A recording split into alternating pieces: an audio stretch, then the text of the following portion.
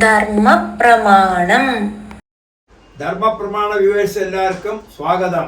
ആദ്യ അടിമക്കാവ് എന്നത് വർഷത്തിൽ എത്ര പ്രാവശ്യം ദർശനം പണ്ണണം, കല്യാണം കഴിഞ്ഞ അവൾക്ക് എന്താക്കും അടിമക്കാവ്.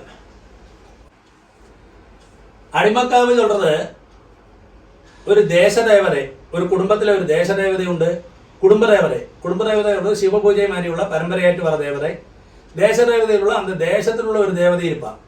അതുകൂടാക്കി മുന്നാടിയെല്ലാം ബ്രാഹ്മണ இருப்பா. அந்த സമയത്തിലെ ഗ്രാമദേവതയും ഉണ്ട്. അതുകൂടാക്കി ഗ്രാമത്തിലേന്ത് ഒട്ടിയ ഒരു അടിമക്കാവ് ചൊല്ലുക.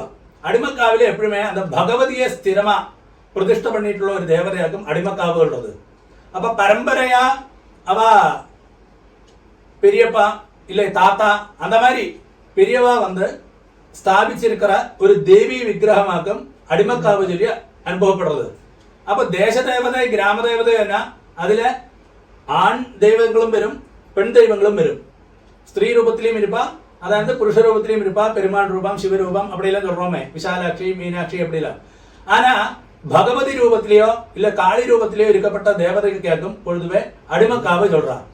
அப்போ அந்த அடிமக்காவில் வந்து ஒரு പ്രതിഷ്ഠ ഇരിക്കും. അതിൽ എത്ര വർഷം പോലാം എന്നുള്ള ഒരു വിധിയെ കിടയാതെ എത്ര പ്രാവശ്യം പണിതാൽ പോലാം.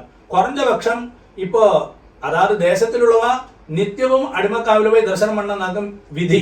ദേശദേവതയെ, ഗ്രാമദേവതയെ, അടിമദേവതയെ എല്ലാം വിധി ദർശനം പണ്ണെന്ന് വിധി ഇരിക്ക്. ഇപ്പോൾ ഒരുപാട് മറ്റുള്ള ഇടങ്ങളിലേ ഇരിക്ക, ഇപ്പോൾ ഫോറിൻ കൺട്രീസിൽ ഇരിക്ക.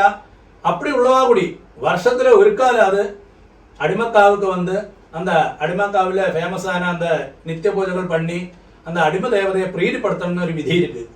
அப்போ அது மாதிரி கல்யாணம் കഴിഞ്ഞ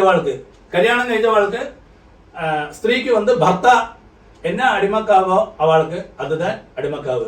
ஒரு காரியம் பிரத்യേകം ശ്രദ്ധിക്കേണ്ടത് வந்து அடிம தேவதை வந்து அடிமக்காவு வந்து பகவதி தான் எல்லா இடத்துலையுமே.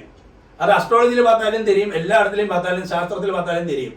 ഒരു കാലം ആൺ രൂപത്തിലുള്ള പെരുമാളോ ശിവനോ അടിമദേവതയായിട്ട് വരവേ മാട്ടാം. അപ്പൊ അടിമക്കാവായിട്ട് ആരാത് പെരുമാളയോ ഇല്ലേ സുബ്രഹ്മണ്യനോ ഗണപതിയോ ശിവനെയോ അടിമക്കാവാ വിചാരിച്ചിരുന്നതാ. അത് തെറ്റാന കാര്യമാകും. അടിമക്കാവ് എപ്പോഴുമേ ഭഗവതി താൻ, ഭഗവതി സ്വരൂപം ഇല്ലേ കാളി സ്വരൂപമാക്കും അടിമക്കാവ് ചൊല്ലുന്നത്. അതോട് വിധിയും അപ്പിടിതാൻ, അതോട് ശാസ്ത്രവും അപ്പിടിതാൻ.